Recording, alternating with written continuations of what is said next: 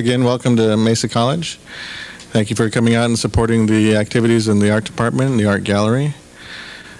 My name is Richard Liu. I'm the chair of the art department, and it's all glad to see all of you and see some of you that I haven't seen in a long time as well, like TJ over there. Where is she? Back there.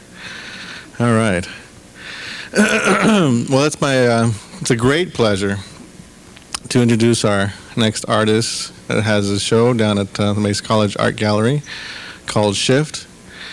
His name is Jim Jenkins. Got his BA at Murray State and then gotten his MFA at Syracuse. And then I was very, very fortunate to have him as my 3D instructor at Cal State Fullerton, which was his first full-time job, and he continues to be the professor of sculpture at Cal State Fullerton. And I knew it was going to be an interesting class because the first assignment, he told us to bring a bunch of masking tape, and then he said, okay, take off your left shoe. So we took off our left shoe, put it on the table. He says, okay, replicate your left shoe with that masking tape. We were like, whoa. And then another one of our assignments was, get a bunch of 6mm plastic, and some duct tape, and a box fan. And we're like, okay. And then he said, we're going to make inflatable sculpture. And then not only did we make inflatable sculpture, we decided to go on a road trip with our inflatable sculpture to Arizona and live in our inflatable sculpture. So Jim Jenkins was someone that really greatly influenced the way I think about art and how I approach art making. And so it's really a wonderful experience to have him here and to share what I learned through him to the rest of you. So without further ado, Jim Jenkins.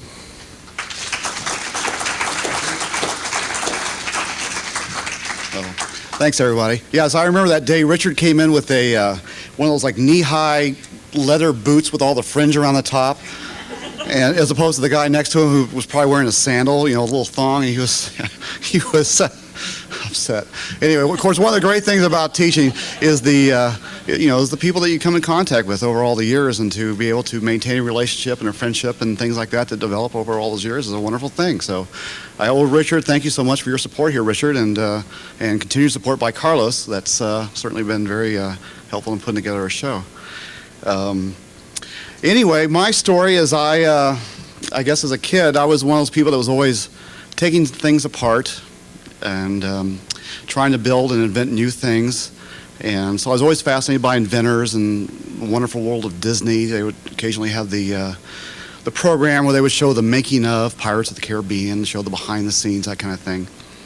And my dad was actually a mechanic in the Air Force, and he also restored Model A's.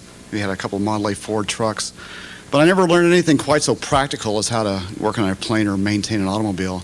I guess I kind of went off my own little fantasy direction like that. And along with that, I was also always interested in art.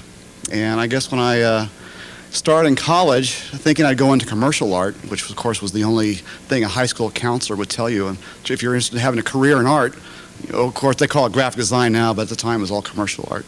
But you had to take a little bit of everything. And that's when I first got exposed to all kinds of wonderful things I never had tried before. And lo and behold, there turned out to be one little aspect of art where art met mechanics, and that was known as kinetic art. And that's kind of where it started for me. I made my first kinetic piece in my very first sculpture class way back in about 1975, and that's all I've made since. So I've put out a lot of this stuff over the years. And I always felt, I mean, it's, kinetic art it's kind of crazy because there's like some physical problems that happen with these pieces from time to time. I had to tighten a screw on a piece tonight just because it's a new piece and that kind of a thing. And I always figured that I eventually would work my way through all this, but I haven't yet. Anyway, so I guess we can start some slides, and I'll show you sort of where I've come from with all this stuff.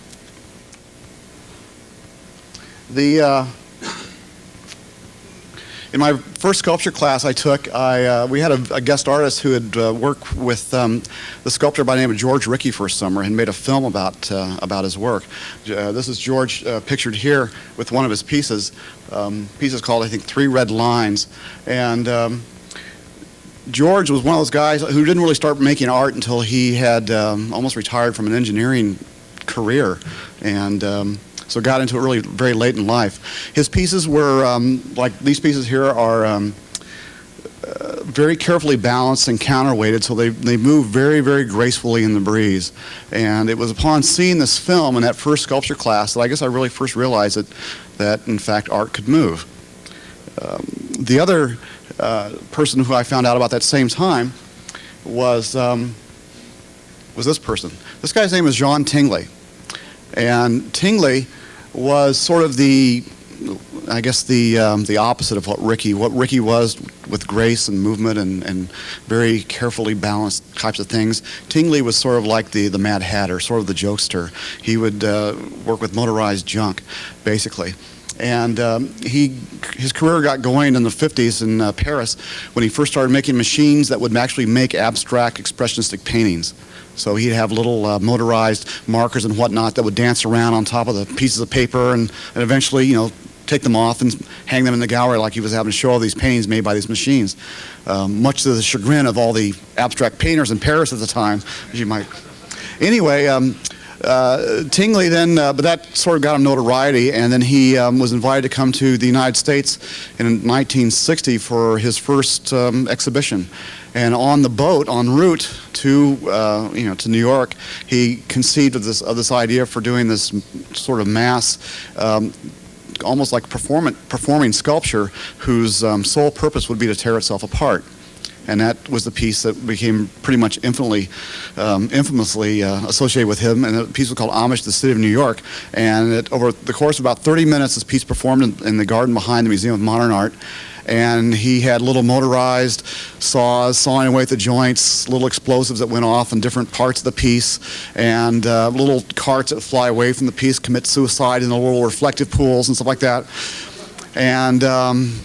And about 30 minutes into it, I guess, is this thing starting to deteriorate and sag, and all these little explosions are now turning into little fires, growing into bigger fires.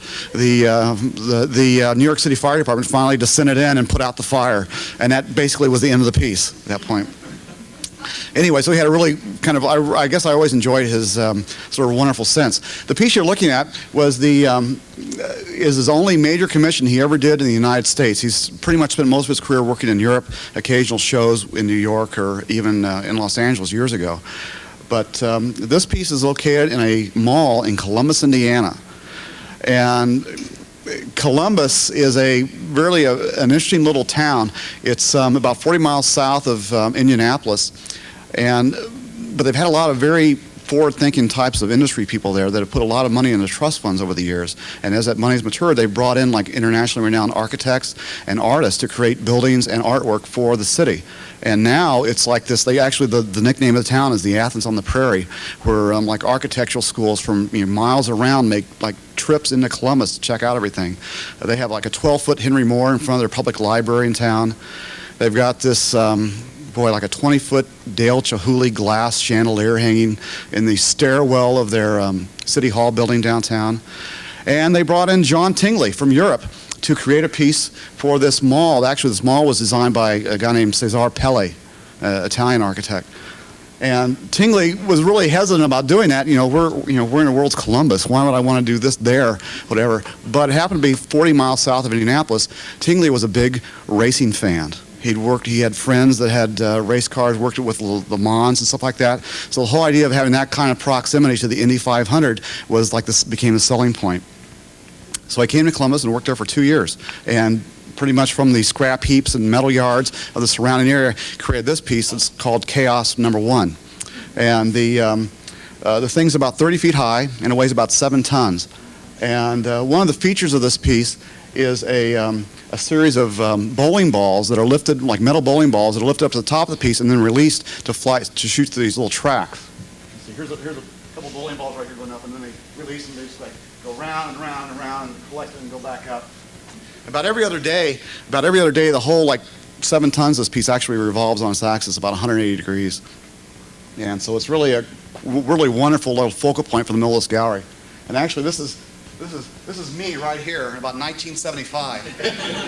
It's about the last picture. About the last picture you're ever going to see of me without a beard, because I grew it the next year, and I've had it ever since. Anyway, I guess a combination of seeing the George Rickey pieces and then of course Tingley was where I got so fascinated by the whole idea of mechanization. That's where things started for me. This is one of the pieces I made as an undergraduate that was kind of playing around different types of experimentation. This piece was just using found objects, in this case furniture, and this piece was about 15 feet long and had 2 rows of chairs, a little lectern, and a blackboard. And everything moved, but I built a timer. I learned how to make a timer so things would kind of activate one at a time and then collectively and stuff like that. So I kind of realized the importance of trying to really orchestrate or choreograph the way these things work, and that still very much continues, like with the pieces down in the gallery here now. Choreography or really designing movement is a big part of what goes into these things. So I guess from this piece, I ended up going to graduate school. Again, this was at Murray State University in Kentucky where I started, and then I went to graduate school at Syracuse in New York, and kind of continue that sort of found object theme with this piece, going from a classroom setting to I guess kind of like a little living room, family room idea, and but again, continuing to try and push what I could do with the with the movement. And again, orchestrate. I think this thing had about 15 or 16 different movements in it, and again, everything came on one at a time. In this piece, it was kind of became a reaction against television. In college, I was reading a lot. I would go home, and my parents would be, of course, glued to the TV set at night, and I just refused to be part of that anymore. I was just so into trying to learn how to be an artist, I guess.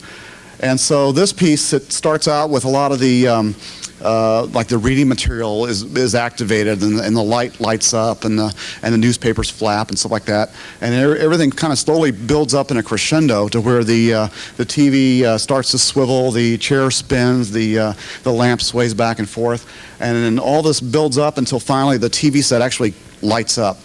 And I had pulled out the guts of the set and replaced it with like photo floods. And so as this immense light was cast over the whole piece, everything else stopped. And it was just like this glow with, I think, a soundtrack of a test pattern tone. So anyway, that's where that's one of the other college pieces. So I got a job out to teach sculpture at Fullerton when I first had Richard that first year, which I guess I started in '81, and I had Richard in '82, and also within that. I guess my second year there in '82, I had my first solo show up in L.A. In a newly opened gallery space there called the Museum of Neon Art that just opened its doors. And that particular gallery was dedicated to showing all types of electrified art forms, both neon, electronic, and kinetic stuff. And as it turned out, I was able to have the first solo show there.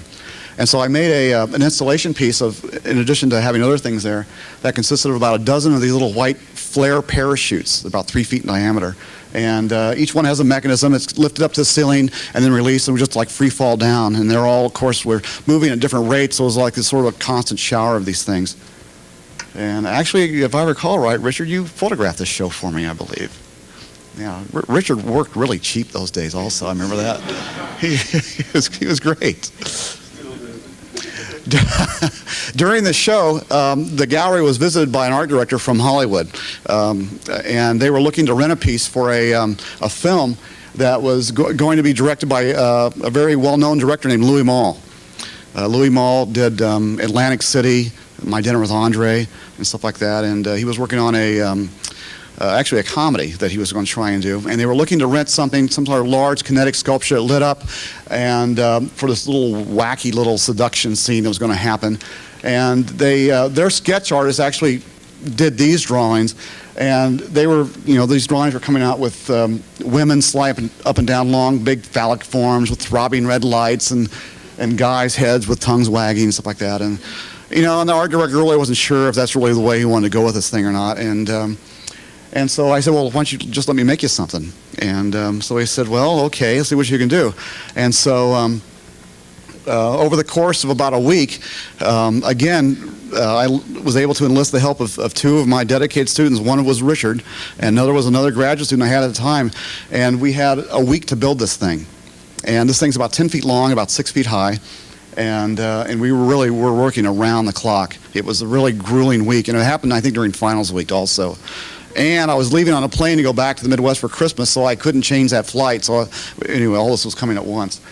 This piece was much more abstract, and it features about 4 of these 6-foot illuminated colored plexiglass tubes that pump back and forth like pistons. And then I guess the other section on the left side would be the female part, which is like this sort of sea anemone with this little, I guess, orifice in the middle. And I guess at that point there's the big suggestive crescendo that happens with the piece. This little side here kind of undulates in a circle like a wave, and it kind of humps up and down. Moves up and down. Anyway, and this is actually a shot from the set. This is Louis Malle with the actress who actually, in the scene, this artist brings this neighborhood meter maid up to his studio. She sees the sculpture and gets all excited by its pumping motion, and breaks into this little striptease around the piece. And this is actually the actress is Christine Baranski, who is actually on the co-stars on Sybil now. And so I must say the striptease is very G-rated. She goes down to some little bustier thing. That's about it. But anyway, the movie was, I had very high hopes for the film. It came out in about 1984. I think it opened and closed within about 2 weeks. And it was just really wasn't a very good film. But starred like Don Sutherland and Sean Penn and Jack Warden, and really had quite a lineup. But just goes to show you, it's just what it makes it. So anyway, you can probably find it on your video shelf. Some are looking very faded. The name of the movie is called Crackers. Maybe the title is, I don't know. But anyway, the piece actually is on screen for quite a while, so that was pretty exciting. Let's see, other things. I continued on doing some other TV pieces. This piece was called As the World Turns, and I took a TV set and a easy chair and a remote control channel changer and put them about like 10 feet up in the air and gave them the motion of the sun, the earth, and the moon. So the chair revolves on its axis, the remote control makes revolutions around the chair, and then they both make revolutions around the TV set, which is of course glowing. Here's a little shot of that. And then I was invited to exhibit up at the LA County Fair one year in a show called, like an art and technology show. And so so I had some time to actually create something specifically for this. And I go, well, theme of the fair, county fair, horses and whatever. So I decided to make this piece called Video Rodeo. And this is a series of 3 TVs that would kind of roll along a track, and the thing would kind of buck. So this, sort of see how it's like, the forward, reverse. And you can see these were just tuned into whatever was on television at the time. And you can see the one set here went out like the day I came in to photograph everything that night. So I just went ahead and shot it. But I actually had to call a TV repairman to come out to the fair and fix it for me, which, of course, he tears off the back of the television. And I got it full of like gears and pulleys and all this kind of stuff. But he fixed it. But anyway,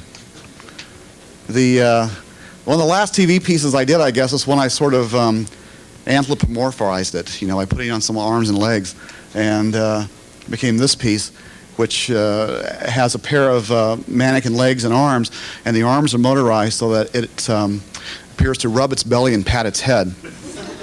The piece is called Coordinated Programming. And anyway, so this is about the last television piece I did because they were just getting so heavy. I mean, these things are really heavy and awkward. And all these TVs I was getting like from garage sales and Salvation Army, so they're incredibly unreliable. But anyway, but the figurative element began to come into the work at this point. And so that's kind of where I sort of really had quite a shift at that point and actually started fabricating figures. And this is the first one I did in which I sort of took this tribal idea, making the stick figure with these trapezoidal-shaped heads, and in this case, it has these bent rod projections that are coming out of the mouth, and they're like revolving, almost like an animated screams or whatever. And this was sort of like a pieta kind of thing, with this one orange figure holding this sort of dead or dying lavender figure in its arms. And besides these little projections spinning out of the mouths, the upper orange figure also kind of swayed his head back and forth, and the lavender figure, its foot just kind of twitched. So really, it kind of was getting more into almost like body language than anything else. This piece, I wasn't too sure about this piece after I finished it. You know, some pieces don't really make it or whatever, but I kept having more and more ideas, putting these figures into almost like little mini environments, and so I decided to shrink down the size of the figure, and this is sort of where this whole direction started, probably in the mid '80s. That actually the remnants of which are in the gallery again downstairs. Some of the pieces that were fabricated toward the end of that whole series. As I began to shrink down the figures, it allowed me to really get more playful with them and also give them a little sense of place. And different types of little scenarios and situations and stuff like that. But as it was turning out, the figures began to take on roles, either role of being like empowered or dominating, or the role of passivity. The other person being like the victim of some sort. And so that's kind of this whole idea of control and power plays kind of came into the work. This piece was a piece that hung on the wall that had a little mechanism above it that actually slowly pulled paper, like cash register tape, through it, and about every 30 seconds a pair of scissors would snap shut and clip off a piece of paper that would then float into this little sort of like jail cell. And inside that cell is this one little figure kind of sitting there who has his hands on the bars, and there's actually a double set of bars there that are slowly swaying back and forth, kind of creating like a little moire pattern. And the piece of paper collecting inside the cell, some are falling through the cell and collecting on the floor. This is kind of like a big pendulum thing that sort of slowly sweeps back and forth like a clock. So it's about kind of like marking time or doing time, but actually the piece was called One State System, and I'm a state employee, and there's a lot of paperwork involved with things like that, and that's kind of where some of this piece kind of came from also.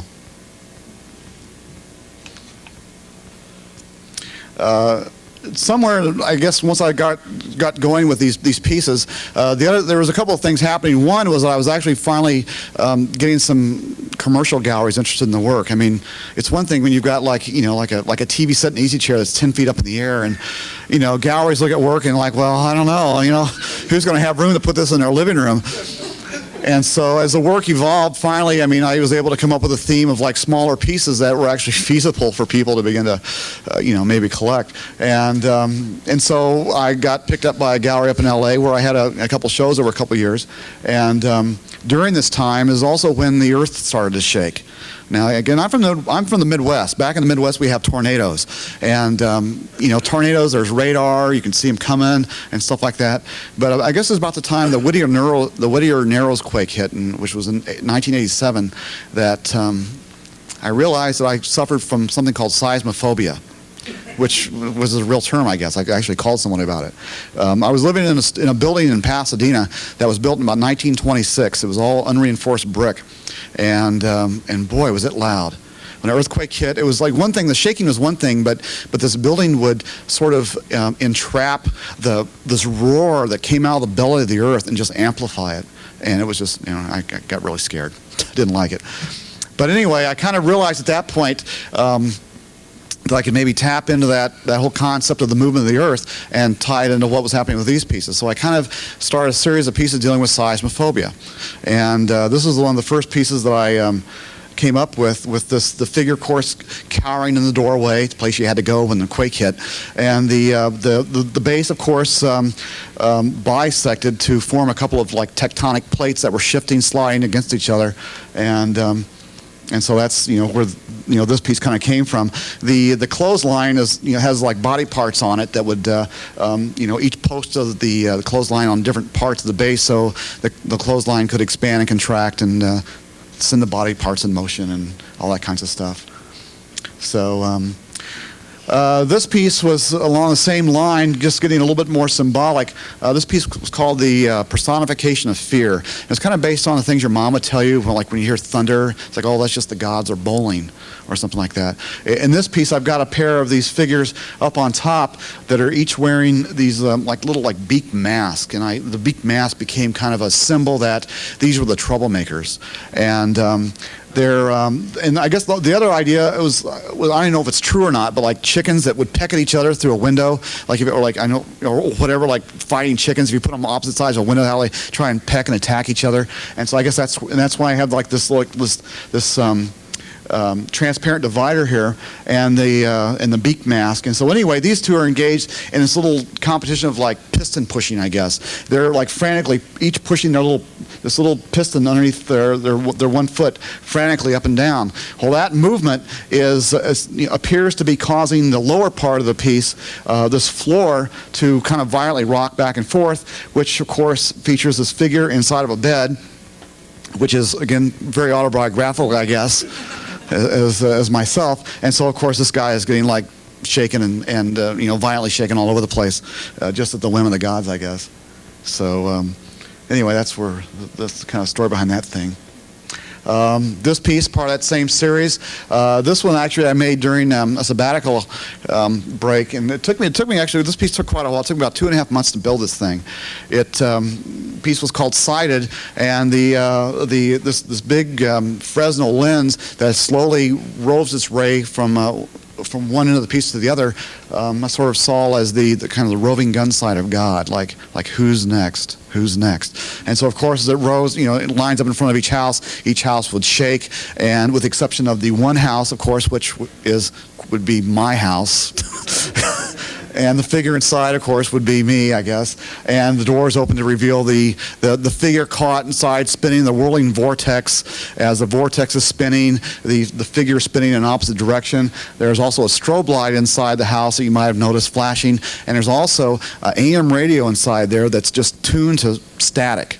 So there's like this sound and light and just, basically just basic pandemonium, I guess, that takes place with this thing.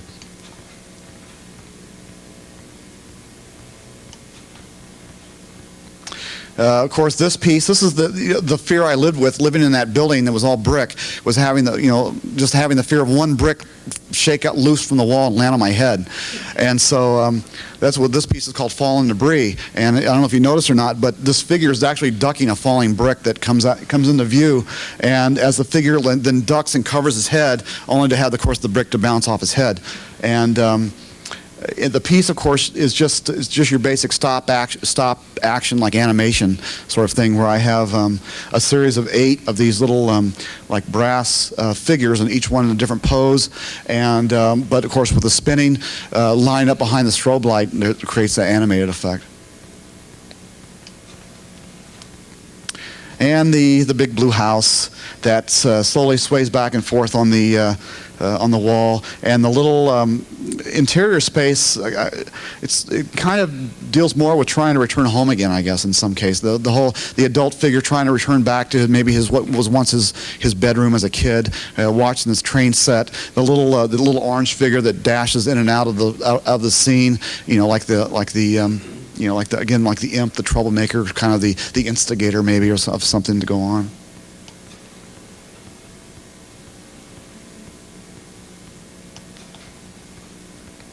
And I guess about the last seismic piece I did was this one, that was for a show I had out at San Jacinto College.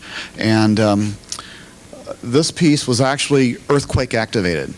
Instead of making something that just kind of performed, I decided to actually make a piece that relied on an actual earthquake to hit in order for this thing to perform. And this was out at San Jacinto, and this was following the months following the Landers earthquakes.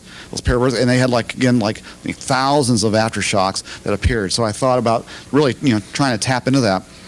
What this piece features is a column that comes up about 9 feet, on top of which is one of my little figures in a diving position, and then down below the base is actually a couple of big panes of glass that are about 4 foot square, maybe like about a foot apart. And then out in front of the piece is a wall clock with a wall calendar. The calendar is just updated every day, current day. Every day the gallery attendant would update the day. The clock was accurate time, but the clock was wired through up the column through the base of the feet of the figure. So in the wake of an earthquake, I figured it wouldn't take much of one if it was anywhere close to the epicenter, maybe like a 3.5 or whatever. This pole would vibrate. The piece would, the figure up on top would dislodge and come torpedoing down into the glass, shattering the glass, maybe lodging itself somewhere in between and all that. And then, of course, since the clock was wired through the feet, as that figure left its perch, the clock would stop. So the time would be marked at the exact minute that this quake had hit. And of course, with the calendar updated daily, that would be recognized. We set up the show on a Saturday. I don't think the exhibit was actually supposed to open until Tuesday of that week. But apparently about midnight Saturday night, an aftershock hit. And the gallery director lived in that area, and she immediately was awoken in her bed and immediately thought about, oh my God, Jim's piece went off and the show hasn't opened yet. But it didn't. So as it turned out, that's the only time I've ever shown this piece, and I never got to see it actually perform, even though it would be a very quick performance. Obviously, if it were to go. And also for the show, we actually did have to rope it off because I guess glass would shatter and maybe fly a little bit. I don't know. But anyway, but I haven't seen it go. So. Toward the end of the series, the element of text started to appear in the work. The text started coming in some case, as a means to direct the viewer in some other direction. When a lot of people see the work, they get a very kind of whimsical feeling about it. I mean, there's usually crack a smile, people enjoy it, they get excited, and which is really, I think, the case with a lot of kinetic work. I don't know if it strikes like some sort of like childhood chord in all of us that relates back to toys and just things that fascinated us as a kid. But I guess as an artist, while on one hand that's a very wonderful thing that happens, on the other hand, you all sort of systematically always have your work dismissed as just being whimsical. And so as a result, this whole idea of trying to inject at least some serious undertones in these pieces was something I've always was trying to work at. And that's partly where the whole idea of power and control came into being. I mean, like this piece, of course, has the beaked pink figure that's pumping away on this little mechanism that occurs to that seems to cause this upper blue figure to kind of like slowly sway back and forth, and some sort of a helpless motion. And the idea of image maker, the whole idea of kind of looking at this like this is like the, I don't know, maybe the pink figure is the image maker, I guess, trying to make something happen or make this person do something else or something like that, I guess. The text, of course, also appeared in this piece, which is called "Learning to Walk / Dance," and it has the upper figure that's the puppeteer leaning out of the window again with that little beak mask on there. Again, he's the person in control, and this time pulling the strings of this kind of roughly hewn wooden figure who goes through a couple movements of kind of walking and then dancing on this little floor. And the little window at the bottom, of course, stays dark while he's moving, but then once he stops, a couple different messages come by at different times. And of course, the one message, "Don't you look at me," relates to that whole intimidation, or maybe the intimidation I always felt about when I was learning how to try and dance. Always one of those people. I was always like the wallflower. I always felt very insecure about stuff like that. And the other message that rolls by is a little more obscure. Message says, "I'm going to ring the bell," and that's kind of more of a, I guess, more of an affirmative message, kind of more of a statement of purpose on the part of the figure. Is like, well, I'm going to do this in some way. The other thing I always liked about this piece was the way that I motorized the upper figure by hooking him up to motors, but he in fact controls the lower figure. And I always kind of like that, that kind of twice removed from all that. So the whole idea of getting in the so eventually I guess the figure ran its course somewhere in the like early 90s, I guess, maybe like 93 or something, and the text began to take over. And this is one of the first pieces I did. I got an old sign. I pulled just the letter A off this old sign, so it was kind of rough and all that, and put it inside of a bell jar with a feather, and the feather just kind of came on every now and then and just tickled the bottom of the letter A. And this piece was titled A Torment, or a Torment, or whatever. And so, not surprisingly, then the sequel to this piece is the one that's down the show, called Torments, plural. And this was actually, the other story behind this piece is that a gallery director in Orange County had seen the first piece, and she kind of liked it, and she even showed it to a couple of her clients trying to sell it for me. And this woman also had a pet, like African macaw or something like that, that has, I think it's got gray body feathers and then really bright red tail feathers. And so she said, well, as soon as Sydney drops some more feathers, I'll send you some. So this woman's name was Susan Spiritus. She's had a photo gallery for years up there, and she was showing some other stuff at the time. So I decided to take Susan's feathers and with the letter S and make this piece, because I thought, well, maybe Susan will be so touched and so moved emotionally, she'll have to own this piece. But she didn't. So it's still downstairs. That's okay. But the text pieces continue. And as this piece came along, of course, this piece is called Questions, and it features the dropping knife. And this piece is from '96, and again, just trying to inject the whole idea of the serious overtone, and what's more serious than a dropping knife, I thought. And plus, the other thing about these pieces, that when you hook something onto a motor and it goes, then there's this element of repetition, and if you can allow it a little bit more freedom, then you can have randomness, and trying to build randomness into some of these pieces is something I try and do from time to time. And that's where this piece kind of came from also. The whole idea of every time this knife would drop, it would land on either one side or the other. One side of this base saying do, one side saying die. And I like the whole idea of that being built into the piece. The message at the top, questions of our worth persist throughout our lives. Again, that's trying to inject some, kind of a deeper meaning, maybe some sort of a, something that'll cause you to think in some way. And but again, all this is done thinking about the visual aspects of these things also. I mean, every time I cut a piece of aluminum or sand it down or make a decision about where I want to put a brace or support, I mean, that's also part of the art for me. That's all what happens. The other thing that was happening starting with this piece, I guess, was the idea of letting a lot of the mechanisms show again. With the figurative pieces that we've had down there, most of those mechanisms are all hidden away, and there's a reason for that, because much like a puppet show, it's important for the puppeteer to be out of sight, because then all of a sudden these characters become real. It's like the willing suspension of disbelief, and these characters seem to take on little entities of their own. I mean, almost like they're moving on their own, and that's why a lot of the mechanisms and stuff were hidden away to allow that to happen.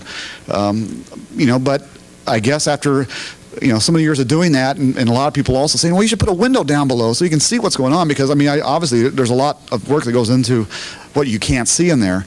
And so, so eventually it worked itself out, and now I'm letting, more of the mechanisms kind of show themselves again.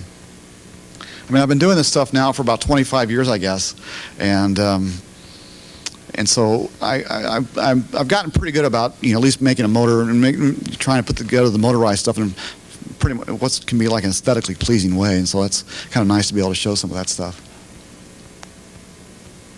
This is again, I don't know if you know, this is like an 8-sided cylinder that just shows you one side at a time. The idea of putting it behind a lens, I did that to not only sort of amplify the effect up there, but I like the abstraction that happens, and also the whole idea of something moves behind a lens, it creates almost like another movement, like the optical movement that takes place there. Fallout piece. Again, this was going to be a much larger piece. That's what I had the idea for, where these letters were going to be like a foot high. And then I thought, well, I'll make a little model first. And that ended up being the piece that's down in the gallery now. And after it took me so long to build the model, actually I had to make the letters twice, because the first time I made the letters, they were just not the right size. So I did it again. And so by by the time I finally got this thing finished, it's like I was sick of the idea, ready to go on to something else. But again, I guess the thing about the fallout, though, that the whole idea of the way that the word out falls away, the hobbing and bobbing and stuff like that, again, I just sort of like that kind of random quality. This is the newest piece in the show. This is the one that really was just finished prior to the show opening. Really, again, expand the whole idea of words that form and then break apart and form other words. In this case, it's a German phrase that reads, Kunst ist für Hunst. And I've gotten many different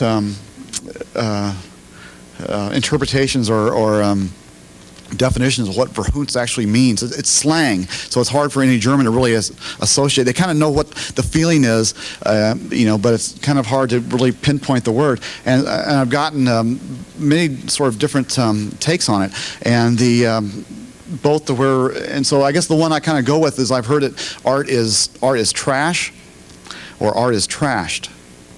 So it kind of goes, sort of like this double kind of thing. Either art is like, well, art, just dismiss it as art, or art is, maybe dismissed too often. And so that's kind of where this thing came from. The letters in this case I actually ordered from a sign company, and of course the sign company guys, what these letters supposed to spell out anyway? So I was like, well, it's like one of those things where, in art school you always go look for parts, and the guy at the hardware store would always ask you, well, what's it for? It's for some project I'm working on. So that's a pretty good line if you ever need that. Just some project, okay. But anyway, again, the whole idea of choreography.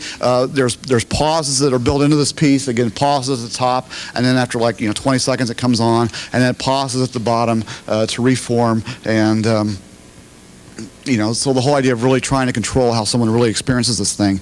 There's about 5 different movements that happen with the piece. The Unz spins around, so it goes from top to bottom. The word ist just kind of flips forward to kind of go out of sight. The RH slides up and down its little tract, and then the V and the K swing in and out to kind of form this whole thing.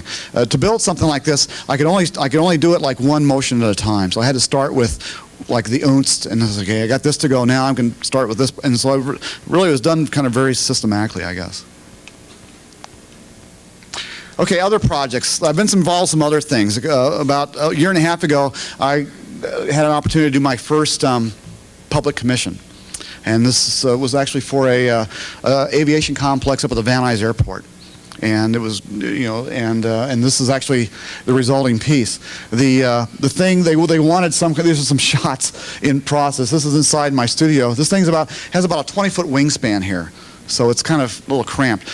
But the client wanted something with some kind of an aviation theme to it, and so I actually pulled out my books on Leonardo da Vinci and started looking at some of the drawings he had done, dealing with ways to try and make man fly, along with his anatomical investigations of just birds. And so they wanted an aviation theme, and they wanted it motorized. And so these are just some of the things that they developed. This is the motor that runs it, that's down the bottom of the piece. This is the base, working on that. Again, this is all like welded aluminum.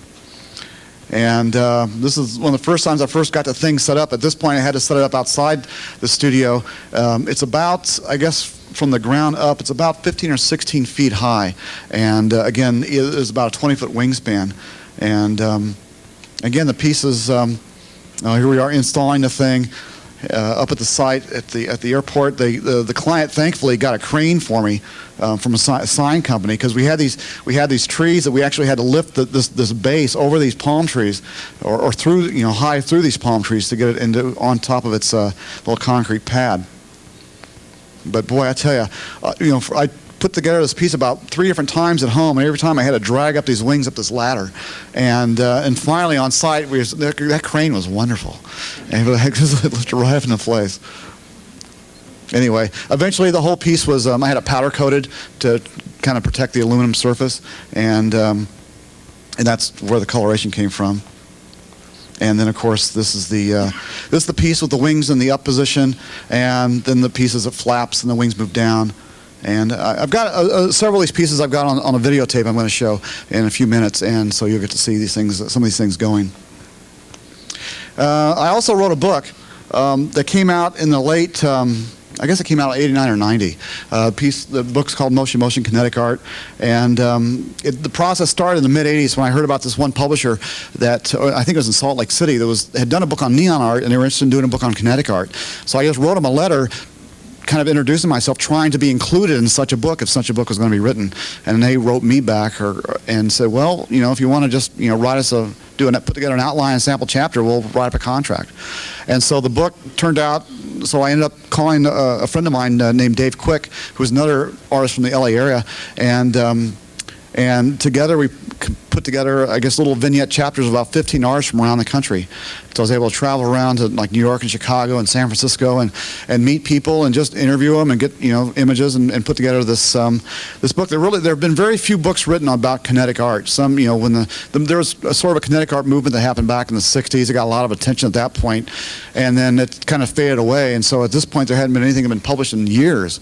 And so as a result, the book actually got really wonderful distribution and whatever. And the piece on the cover here was by a guy from Michigan named Robert Mark Packer, and this piece is about 8 feet high. It features about 63 little tomato figures. There's like tomatoes, little arms and legs, and each arm is holding a little knife. And this piece is called the Harry Carey Ketchup King. So when the piece turns on, all these little arms go into motion, and the tomatoes proceed to stab themselves. And there's a little soundtrack of little tinny, like Asian music, ding, ding, ding, ding, ding, ding, playing this, and really amazing little, like this Busby Berkeley kind of extravaganza dance number here. Anyway, as a result of putting, I guess I've always remained a very avid student of this type of art, of kinetic art, and I guess I do enjoy making it, but I also definitely enjoy seeing it, other pieces by other people, and so that was part of the big, motivating factor for doing such a thing. Well, after the book came out, I actually got some. Over the years, I've had different galleries approach me actually to curate shows, and I guess that the last one of those I did happened last year for the Museum of Neon Art up in Los Angeles. That I put together a show of about 13 or 14 artists, mostly from the LA area, and it was really a big show. The Neon Museum has recently moved into some much bigger space, and these are just some shots around the gallery. And the exhibition was called Human Sheen, basically a combination of the word human and the word machine. The premise of the show was that it was dealing with pieces that either I guess that dealt with the effect of machines on our everyday lives. There's a lot of common objects, a lot of figurative types of things and stuff like that.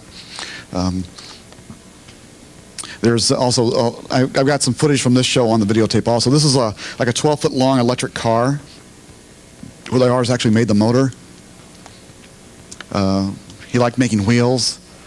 This is just a little chair that whips in and out of this little picture frame. Kind of see it there. This is a woman who is, she's a nurse, and so maybe that explains her anatomical sensitivity. She was really hooked on the breast form. And so all these little like silver cones you see on the wall are actually all some sort of rubber silicone she formed inside of a funnel. And as each one of these pieces come on, they kind of jiggle. And there's a couple on the left side over there. There's a couple of little metallic breasts that have little metallic pasties that swirl around, and stuff like that. This is actually the piece that was on the announcement. It was done by a former graduate of mine up at Cal State Fullerton, Dave Kruger. This piece has this kind of vibrating brain that comes on inside this little compartment, along with this whole funnel of clocks that are all ticking away. And down below is a pair of rollers that have the phases of the moon on there. Kind of a piece, obviously the piece is called Time. This piece is called Light Sleeper. This is a mattress that's filled with about, I think, 64 light bulbs. And then when the piece comes on, the bulbs all shoot on, and there's also like a little vibrator in there, so the whole thing kind of like shakes and shimmies and stuff like that. This is a sculpture by a woman named Susan Hornbeck Ortiz. These are a pair of lampshades that had a very carefully carved pair of eyeballs inside, and these eyeballs, the lids were hooked up to these really powerful solenoids in the background. So the solenoid would slam shut, and these eyeballs would pop open and stare at you. like you kind of came up and you like awoke this thing.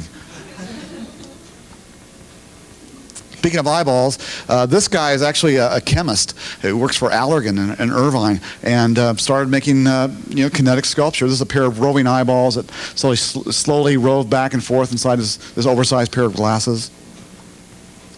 And this is kind of a hard piece to see, but what this is a laboratory beaker that has one of those stirring magnets, like where they put like a magnet motor with a motor with a magnet underneath the tabletop, and they drop in like another magnet inside the beaker, and the motor goes on beneath it, and the magnetic charge is able to spin whatever's inside the beaker. So this thing's filled with water with little bits of like little chunks of styrofoam, and as this thing spins, the styrofoam creates a tornado shape.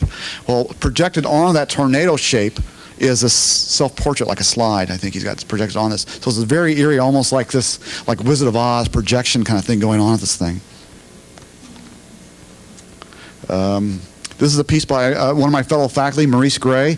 It's kind of hard to see, but there's actually a little ventriloquist dummy head underneath that baby doll mask that kind of violently slams its jaw up and down as you get near it. This little winged piece called Lilith slowly raises up her little lacy wings and lights up. This is a dressing mannequin that does a little dance like a marionette. This is a woman took a rooftop ventilator and has a couple of fans that actually blow this thing. So this thing actually does like this little shimmying little hula thing. The same woman also took like a 1978 computer plotter and reprogrammed it so that all it does this recreation of this like 12th century Sung Dynasty landscape drawing. This is an artist, Brian Painter from Arizona. A pair of shovels actually that have the blades cut away with little fans inside that blow the shovels back and forth. Another piece of Brian's has a bulldozer bulldozing up and down inside of a mattress. I think the piece is called Dozer. And this is another artist from Phoenix named Lori Lundquist. A really elegant piece that has this long-handled broom that slowly sweeps back and forth across this base and actually has water in it. And the broom just kind of tickles the surface of the water. So I think at this point we're about ready for the video, Carlos. And the video starts out with about 5.5 minutes of this exhibition. This is a video I put together. I was on a panel last year at the International Sculpture Conference in Chicago, a panel dealing with movement and art and kinetics and stuff like that. And so I put together the video of the show. So within about 5 minutes, you're looking at about like 30 of these pieces. So you have to watch fast. And then that segment is then followed by about 4 minutes of some footage of some of my things that I've done that you just saw slides of. So the whole video is just about 10 minutes.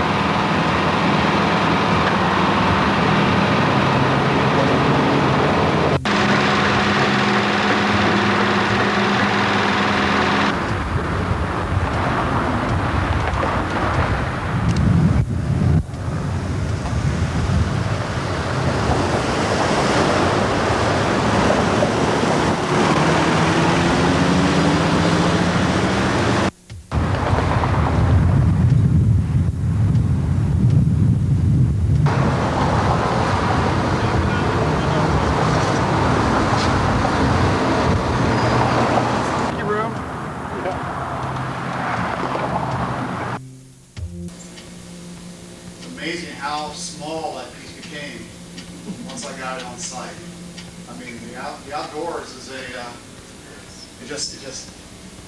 I mean, it's a very busy intersection, and there's a lot of competition between the trees, telephone poles, the light standards, and stuff like that. But boy, I tell you, I couldn't believe how small it got. I mean, just drive past it now, I almost go past it because it's shrunk right up. But I made I put together a little postcard. After I completed that piece, I put together a little mail postcard that I brought some and had them on the table downstairs in the gallery just as a kind of announcement for that committee. So if you wanted to get one, you might want to check that out. Anyway, I guess we have a few minutes before we get kicked out. 5 minutes before. 10 minutes. If anybody has any questions.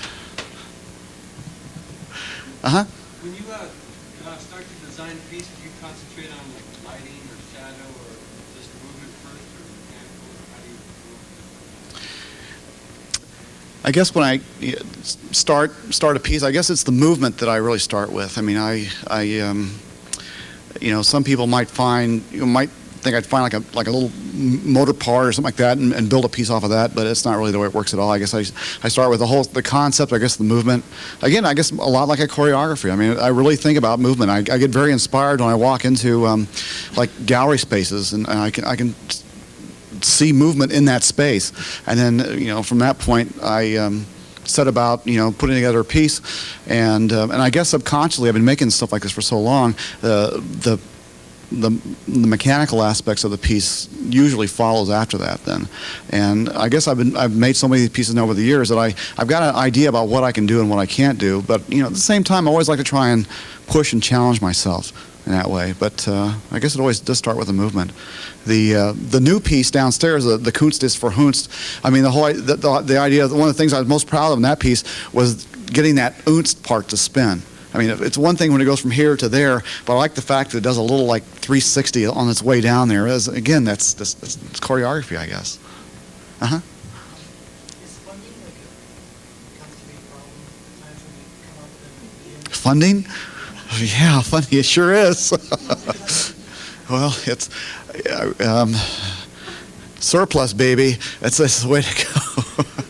I rely on a lot of surplus. Thankfully, around LA, there is a lot of like surplus there's one great store up in Pasadena, I think must have a lifeline from Caltech, because a lot of you go to like someplace to buy even like a very small motor, like the motor that controls the piece fallout. It's a very small motor. If I was to buy that new, that'd be probably like a $50 motor. But I can go to the surplus place in Pasadena and get one for like $3.95. So that's where I start, and then if I can't find it that way, then I've got to shell out the money to make it happen. Yeah, money is a weird thing. This happened back in even when I started my first major piece in college, and it was like I was realizing how much it was going to cost for the motors and the bearings and stuff like that. But one of my advisors at the time told me that well, listen, you've got the idea. You said you can't imagine how many people get to the point you're at right now where they get the idea, but then something prevents them from actually realizing it. He said, if you've got I was living in the dorm, I ate in the cafeteria, or if you're living at home or whatever. I mean, you have basic needs taken care of, then go for it. And sure enough, some of my friends would say, man, you spent $200 on parts with that. I could have bought like a new amplifier, a new guitar, or something like that with that kind of money. But that's their priorities, I guess. And that's where it started for me. Yeah. Do you find that all your ideas or most of your ideas, once you think of them, draw them down on paper, that you've been able to build them? Or you find that it's gotten too big? Well, I've got many more ideas written down than I can possibly create. And the other thing about it, I mean, really, I guess the whole idea of creating and getting it down on paper, I mean, in some way, that's where a lot of the art takes place also, I guess, and working through those ideas and actually to decide on which one I'm going to make that commitment to actually build. I had to be a little selective, I guess. I mean, that's kind of a quality control thing. Once I start building something, I usually can make it happen. Because that's part of that whole, I guess, the experience behind it. Once I get started on something, I won't start unless I really think I can make it happen. Very, very rarely I've had too many false starts. So, yeah. Okay, yeah? Have you learned over the years to do all your mechanical motorizing yourself, or do you get some expert to help you with it? No, it'd probably be a good idea to get some expert help. No, people ask me that. Well, what kind of, electrical background or engineering background do you have? Well, I don't have any. I mean, I started out in art school. I mean, when I first started out, I was like getting like junk motors that stores were throwing away, and as I started to experiment with them up in my dorm room, I mean, I was like tripping the breaker switches. Like people, like I was getting cursed at by everyone up and down the hall. God dang, Jenkins, what are you doing again? And but I guess so. No, I don't have any of that real formal training. So really, a lot of the training I've done has just been, by doing it. And one piece, whatever I learn from one piece, I'm able to apply to the next and the next and the next and the next like that. But the thing about it is, these pieces are not very. I mean, this is like 19th century technology. These are not electronic. They're not computerized. This is like the same kind of a technology that invented the sewing machine or the locomotive or something like that. I mean, that's where these pieces are really lodged in time, I guess. Uh-huh. I used to show Dave Quick in my gallery, and I used to ask him, "Hey Dave, can you help me with the lights?" He said, "I don't know anything about this. I did some of my friends." Beata? Oh, God. I know you. I haven't seen you for 10 years, I bet. Oh, well, thanks for coming down. Anything else? Fred? No, I have no. Uh-huh, okay. I want to know if you were able to work through this here in Not really. I moved out of that studio. Of course, then when I moved out, I'd been there for like 12 years, and as I moved out, it happened to be the time that the landlord. That's right. Here, take your purchases to the cash register now. The store is about to close. Anyway, I live in a house now. We built a studio. This is my wife Karen back here in the corner, and she's a potter. And we built a studio that was actually engineered by a guy that did a lot of civil defense stuff, or civil engineering, following the Northridge quake. So our studio is really very strapped in and stuff. But we haven't had a real good shaker yet. But even still, I'm sure I'm going to the chills. It'll just come, like a ghost. Uh-huh. You got a commission for the Van Nuys Airport.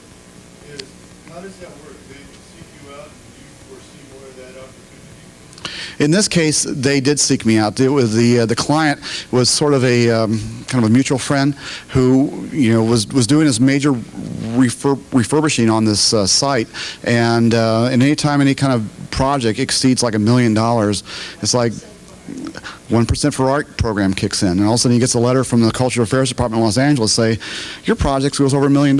You need to take 1% for art. So I mean, he hated getting that letter because to him it was like another tax. But he was familiar with my stuff, and he called me up, and he also called I think a couple other people. But I think he liked me just because of the motion idea. He'd seen some stuff and went from there. I've got public art can be very competitive, and the downside of it is also like you're making art by committee. Everything that you do is always has to get like approved, and things can stretch out, and it's much different than what you can do in your studio. So it was really exciting to get the first one, but I learned a lot during the whole process. So you think you'd like to try something even bigger now?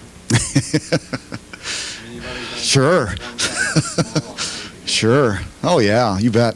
Oh yeah. I mean, it's a big time commitment. I mean, obviously that piece took a lot of my time, and that's why you're seeing like this overview of the '90s almost of my work in the gallery downstairs, because I curated the show, and that took about 3 months of my life, and then I did this other commission that took about what did it take like 7 months, I guess. And all that, I don't know, all that takes away from that sort of pure creative moment that happens in the studio. And I really, I've missed that. I'm really excited about having this show and having a chance to just get back in the studio again and just doing what I want to do. And just, if a market forms around that, great. But I don't really like making work for a market too much. Right? Yeah. Show. Mm-hmm. How did you know about the artist that you curated for the show? You said one was a nurse, one was a chemist. How did you know these people? Well, really many different ways. I mean, I've shown a lot over the years, so I knew a lot of these people from things like that. But then also these people know other people, and it just kind of, it starts from there. One person who actually was a great source was a friend of mine who's an artist, but he also runs a business called Art Tech up in Oakland. And his name is Guy Marsden. And Guy is a person where if, any of you had an idea for a kinetic piece, had no idea, I want a motor that comes on when somebody claps or something like that, you can call up this guy and he can make you the circuit to do that. So he's actually hired by artists to create things from all over the country. So I was talking to him and he gave me some great references. Well, I've got, you tell me about basically his client list. And so I just started from that, went from there. I mean, in the drawings you have the slides, it seems that everything worked out in the drawing. I'm just wondering if it involves very much of like completing the drawing to the Somewhat. A little. I mean, usually in my drawings, the mechanisms are much simpler. I think it's just wishful thinking, I guess. It's really. I mean, I do have to sketch something out. I mean, that's part of my process. It starts in the brain. It gets down on paper in some form or fashion. But I can't take it to the point of like doing blueprints. I'm not that. I can't think that much through it. It just gets to some point when you've got to, like the Kunstis for Hunts piece. When I built that, I started with like the ounce moving around. Okay, boom, I had that motion. Now I can think about the next move, how I'm going to make it work, and stuff like that. So it's so I mean, drawing is important because it's a way to really organize your thoughts. But I can only draw so much. So. One more question? Usually when you say that, it feels everyone. Well, thank you very much. Thank you very much. Thanks for coming.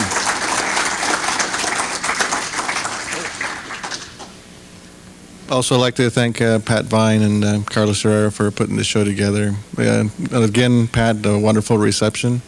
And again, thank you for everyone for coming out. And if you'd like to talk to Jim for a little bit, maybe we can start moving back towards the gallery before they close the gulag, or better known as the library here. Thank you very much for coming out.